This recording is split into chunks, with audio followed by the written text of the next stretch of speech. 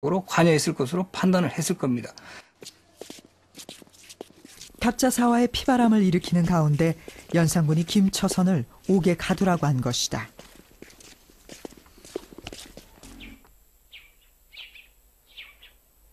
하지만 연산군은 곧 심경의 변화를 일으킨다. 옥에 가두라고 한 지 채 하루도 지나지 않아 처벌 지시를 바꾸어 내린다.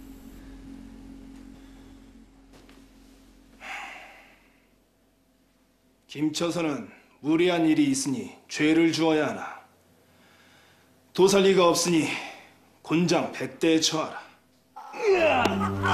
하옥되었던 김처선은 곤장을 맞고 풀려난다. 궁궐 음식을 담당하는 선리를 감독할 사람이 없다는 게 연산군이 내세운 가명 이유였다. 김처선은 연산군에게 필요한 존재였던 것이다. 그러나 갑자사화 이후 연산군은 파국을 향해 치달았다. 연산군의 뜻을 거스르면 누구도 살아남지 못했다.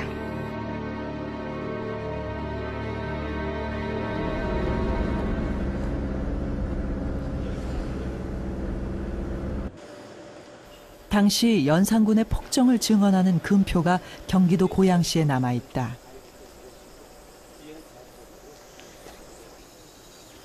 금표는 나라의 군사훈련 지역 등에 세워 일반인의 출입을 제한하는 금지 표지다. 하지만 연산군 10년, 백성들의 삶터에 세운 이 금표는 공포의 대상이었다. 이 비석이 있는 금표 내에 범입 들어오는 자는 논하건대 기회제 서율이라고 하는 법령에 의해서 처참 목을 치겠다. 그럼 실제로 이 금표 구역 안에 들어와서 처벌을 당한 경우도 있나요? 예, 그 금표 안에 들어왔다가 죽은 사람이 천동이라는 사람이 있는데요. 이제 그 사람은 그거는 이제 저 연산군 제위 11년 때 그때 이야기인데 여기 들어와가지고 천동이라는 사람이 들어와서 목을 친 다음에 이 금표 들어오는 입구에 효시 걸어 두어가지고 다른 사람들이 그 천동의 목을 보고선 들어오지 못하게 한 예도 있고요. 원래 이곳은 백성들이 살아가는 마을이었다. 연산군이 사냥터를 만들기 위해 백성들을 쫓아내고 금표를 세운 것이다. 애써 지은 벼를 수확하러 금표 안에 들어왔던 백성들은 왕명을 어긴 죄로 참사를 당했다. 연산군은 절대 권력을 휘두르며 점점 향락에 빠져들었다.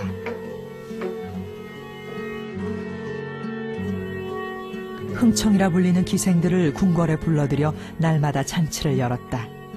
급기야 흥청이 머물 처소를 마련하기 위해 민가를 헐었다. 이때 흥청망청이라는 새로운 말이 생겨났다. 연산군이 흥청을 끼고 놀면서 나라를 거덜낸다는 백성들의 한탄이 만들어낸 신조어였다. 상선내시 김처선의 고민은 깊어갔다. 연산군의 분노를 누구보다 잘 알고 있었지만 김처선에게 연산군은 바른 길로 가도록 섬기고 보필해야 하는 지존이었다.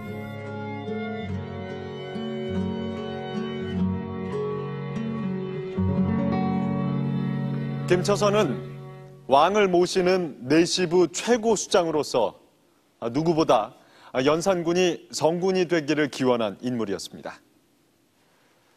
하지만 안타깝게도 연산군은 김처선의 바람과는 다른 방향으로 달려가고 있었습니다.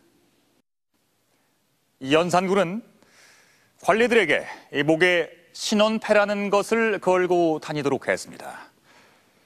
지금 보시는 것이 바로 신원패인데요. 여긴 이런 글이 쓰여져 있습니다.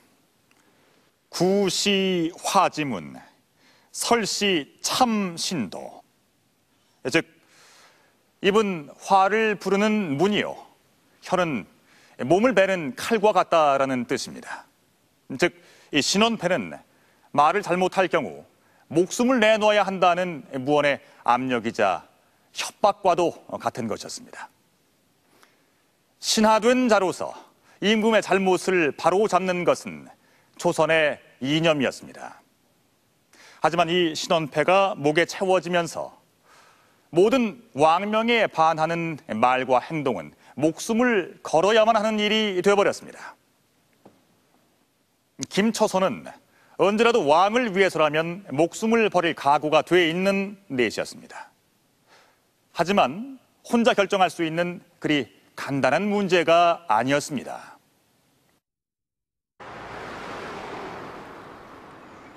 서울시 노원구 초안산 자락. 이곳에 김처선의 고민을 엿볼 수 있는 무덤이 있다.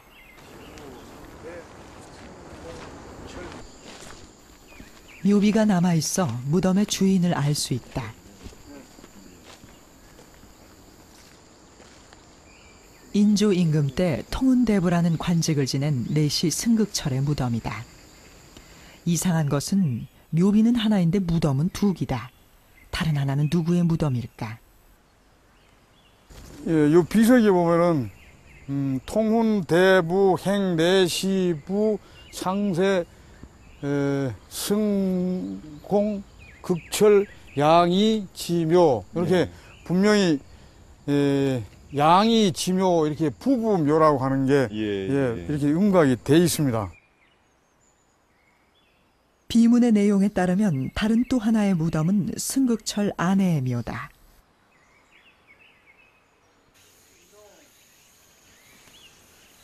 북한산 자락의 중골, 이곳에서도 내시 부부묘가 발견됐다. 사람들의 주목을 받지 못했던 무덤들, 이곳에서 확인된 무덤은 모두 45기에 이르렀다. 다행히도 비석이 남아있어 주인이 확인됐다. 무덤의 주인은 광해군 때부터 순종 황제 때까지 내시를 지낸 한 내시 집안의 가족 공동묘지였다. 숙종 때 상선 내시를 지낸 임성익 부부의 무덤도 이곳에 있었다. 내시도 결혼을 하고 아내가 있었던 것이다. 그러니까 우리가 일반적으로 생각하기는 내시는 혼자서 궁중에서 생활하고 죽어서 그냥 혼자 이렇게 묻힌 걸로 이렇게 알고 있는데 보통 그렇게 알고 사실은 내시들도 결혼 생활을 했고 이쪽에 한번 보시면은요. 묘비 뒷면에는 내시 임성익 부부에게 아들이 둘씩이나 있다고 적혀 있다. 두 아들의 성은 각기 다르지만 만자 돌림을 썼다. 내시 임성익은 양아들을 들여 대를 이은 것이다.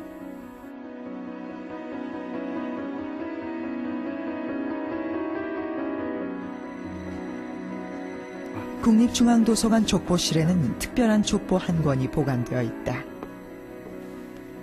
양세계보는 조선 초기에 내시를 지낸 윤덕부를 시조로 하는 내시 집안의 족보다.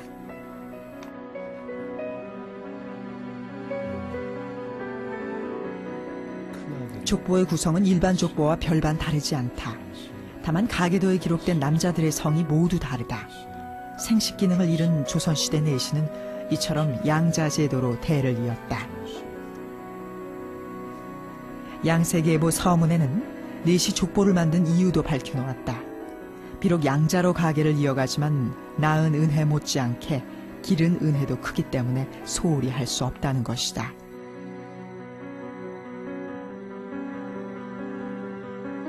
판관들이 가족이 있기 때문에 정치보다는 자기 가족, 처자식들한테 관심을 많이 기울이거든요.